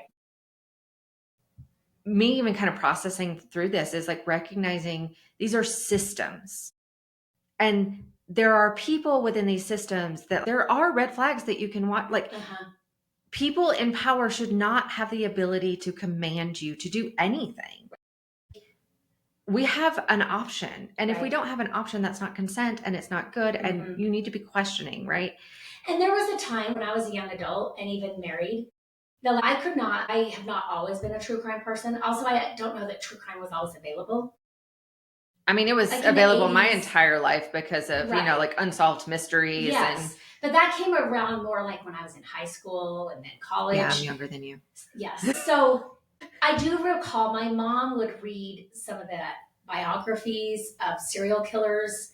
So, but I would never, like that scared me. And so I remember when Criminal Minds was coming out on a TV, as a TV show, right? And they're doing the fall reviews for their lineup. I had to change the channel. I could not watch the preview. It scared me too much. So I would change the channel. Even if I'm like, if it's just playing in the background and I'm making dinner, I would go over and change the channel because it scared me. I think I understand now that swinging into true crime and listening to it and following true crime was initially the step I took in order to swing back and understand the fear that I had growing up with a violent dad and mom, but more so the dad was very violent and this just absent, he had no remorse. He had no shame. And so I think I went that route in order to come back and make sense of my family. Right. And making sense of my family didn't stop me listening to true crime now, because I think there is still that, or politics. Like I know there is this drive of like, I need to be prepared for what's coming or what could come because I'm the one who has to protect my siblings. I'm the one who has to deal with this. And so that's still active. I know it's active. Like I tell myself, like, this is your trauma response. And I'm like, I know, as I start another political coverage thing. And I'm like, yep. I know it is. I know it is. This isn't healthy. And I'm like, yep, keep going. But, right, I think that that's one thing that I wanted to kind of look at, right? Because like you and I say this all the time, human behavior makes sense. And in trying to make sense of the Ruby Franke, Jodi Hildebrandt thing, there are so many layers that would have to be pulled apart and addressed. But to understand that this was baking soda and vinegar. Like this was two people who had this very like hollow sense of self, this narcissistic shell, and they started feeding each other in very toxic ways. Yes. And it's not like, I mean, we are looking at both Ruby and Jodi have that narcissistic diagnosis. But narcissism can look differently. When we talk about malignant narcissism, malignant adds a sadist element to the narcissism, where the person gets some pleasure out of the power that they yield over somebody or wield over somebody, and even some of the pain that this person is being put through. I think Jodi definitely had that, and it had gone to a level that it had not with Ruby. And maybe the YouTube channel kept it from going there initially. There is some footage in this docuseries. I think she enjoyed seeing her kids suffer somewhat and having that control. And sometimes she would have this smirk as she's saying something horrible to them. And so that's there for her. It's not like there's not a malignant part to her narcissism. It just wasn't the same flavor as Jodi's was. And again, this is where, and I've been saying this for years, our society is not well educated about these diagnoses. And these diagnoses are dangerous. And these people exist. And they're not as, like, the numbers are not as, like, rare as you might think. You can have narcissism and it's not criminal. Right. And you can have narcissism and it not be a full personality diagnosis, right? But when you start getting into the sociopathy pieces, when you start getting into the malignant narcissism, when you start layering like sadism with narcissism, right? Like pain and pleasure can often get fused for trauma victims. And we know that. And so again, when you start layering these pieces, you end up with a Jodi Hildebrandt who probably did have some kind of abuse in her past. I don't know what it looked like, but there was some pleasure in the pain for her. Right. And she talks about that pain, that like, and she's kind of puritanical in the way that she talks about it. Like that pain is holy. Right. Which again, we're not too far removed from self-flagellation in order to prove holiness. So like, this is not it's mostly lost in the mainstream, but it is not an unheard of belief to then like resurrect and then add to this kind of rhetoric or, you know, like it makes sense. Well, even as therapists, we will talk about this. And I've heard Dr. Carnes talk about this. You have to make meaning of the suffering. Yeah. Which I agree with that concept. But if you take it to the level like Jodi did, I mean, I don't know what meaning there is to be made of this, right? I mean, she's trying to like make it a holy thing, but it's abuse. Yeah. That is not what Dr. Carnes is talking about. That's not what you and I are talking about when we say to our clients, there is pain here, there was trauma here. That's how you get to addiction. You don't get to addiction in happy families. Right. And so we're going to have to make meaning out of this to bring purpose to it, right? I'm not one that says, yeah, God ordained this horrible thing to happen in your life. Right. I can't wrap my head around that, right? I won't go there. So I'm not saying in that way we need to make meaning of it. Right. But from what I understand, it's more like Viktor Frankl's logotherapy like there has to be a higher purpose. I mean, even in, you know, the 5 stages of grief, they've added the 6th stage of making meaning of the grief. Yes. And it is that like not getting stuck in this was purposeless or some of it was like some pain and suffering is without purpose, but like we can shift that into a sense of character development maybe or a sense of resiliency. And I was just thinking right now as you were talking and as I was connecting some things, like what Jodi Hildebrandt was doing is no different than witch hunters in the 1600s and the, you know, in the Renaissance, and that were literally, but for God, torturing thousands of people and murdering thousands of women. And there was no question to who they were, right? Like what it was doing to their souls, their moral character. And I do think that is the brand of narcissism, the brand of control that Jodi and Ruby needed to have at the end of this. So, right. And the end of this, had our not escaped, was death. Yeah. Which again, and murder for those two. Right. Yeah. And I was thinking like in the docuseries itself, and I don't think I'm entitled to this. Like I want to be clear, like these kids have been exploited enough and I am not entitled to where their life goes or what that looks like or anything. But I was just thinking about the amount of healing and the amount of trust, like even for the people who could do help them do the healing, right? Like this was a therapist who lost her license, who was still claiming to be a therapist, who abused them in horrible ways. And like, in order to even trust someone in the mental health field again to get healing, like this is just a long road and super heavy and super big. And I don't know, my heart breaks for the healing that will have to happen. Right. They will be unpacking the different angles of this for decades, maybe for the rest of their life, right? So I do know, like, I mean, at the end of the docuseries, and a lot of people are disturbed by this, the documentarian, whoever's making the documentary, is interviewing Kevin, and he says, "Do you still love Ruby?" And he says yes. And it's heartfelt. You can feel it. And you want him to be like, no. But he says yes. And it's like, to me, I mean, I was somewhat disturbed by that answer. I was not. I knew it was coming. But I was like, of course he is. Of course he is. Right. Of course he is. And what he has unpacked, because it came out recently that E, who was the youngest victim, testified before the Utah State Legislature, talking about, and so did Sherry, talking about like family vlogging should not be allowed. Kids cannot consent to something that their family's livelihood is based on. And so she made a statement. It has not been publicized. There's a written summary of it, but she's still a minor, so no pictures of her have been released or anything like that. But she does report that she is now, her and R are now back living with Kevin. So Kevin is in the Springville home, from what I gathered, and has all the kids are with him, Chad, Sherry. And she ends her book talking about like, we have a dog again, and the dog's allowed on the furniture, and Kevin doesn't even mind. And we can do this, and we can do this. Like all these things that they could not do as kids because they had to be camera ready. And they had to make sure their mom felt like she was the perfect mother.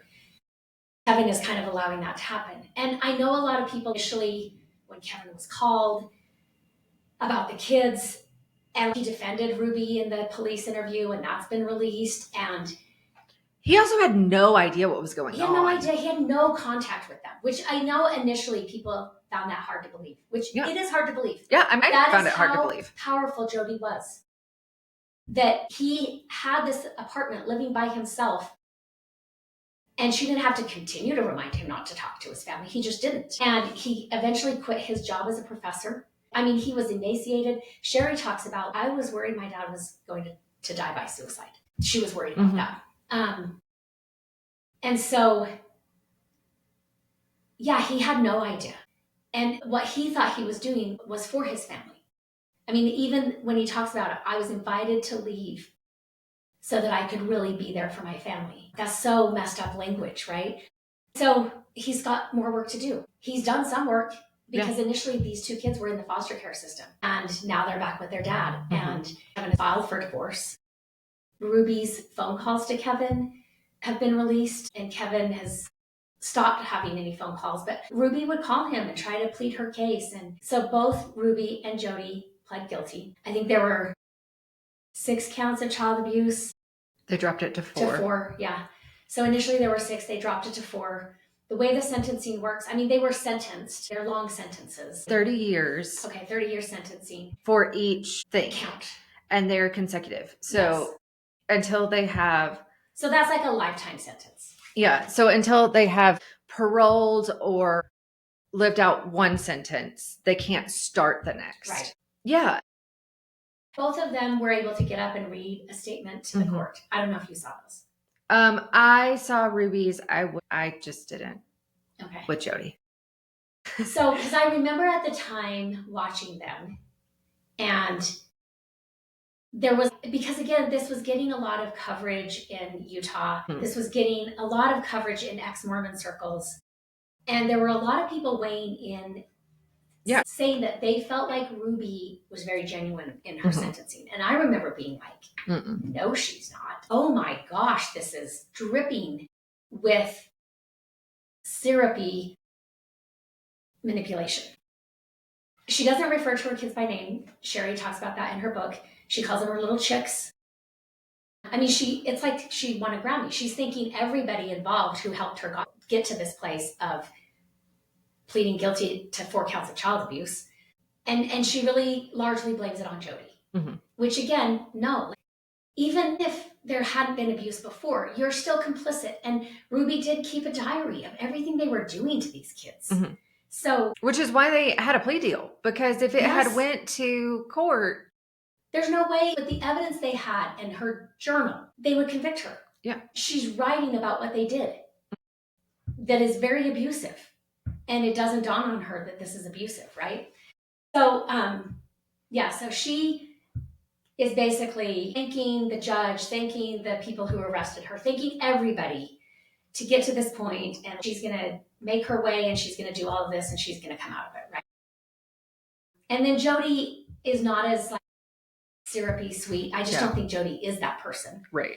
But she talks about these kids and that she loved these kids, which again, this is not love. Obedience is not love, and abuse is not love. Right. And that's the dynamic that is going on here. Right. And Jodi, it did not feel remorseful. It did not feel genuine in any way.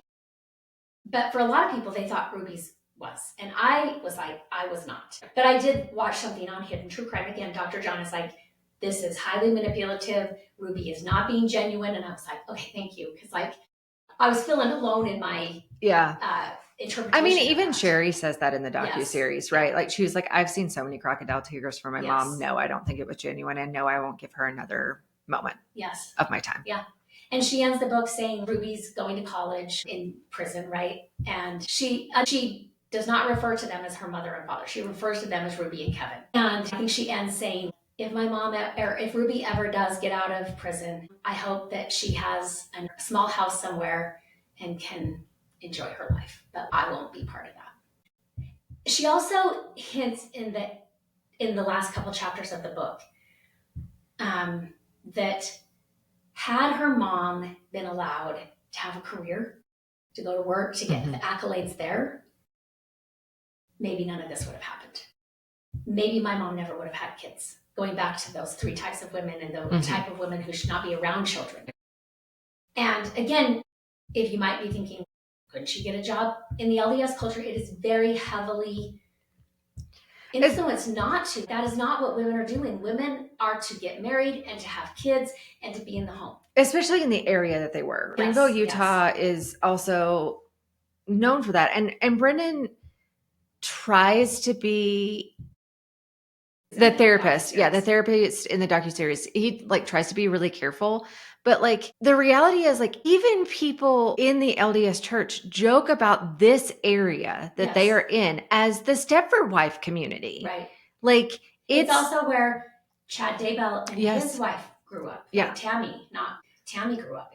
So I also think that there's just a level of recognizing, cultural expectations and the cultural shame of not doing that would have been high. Right. I don't know. I guess with my kind of final thought on this, it's so heavy. And I think like this stuff happens. This is not an anomaly. I don't know that it happens to this extent on this scale with this many viewers.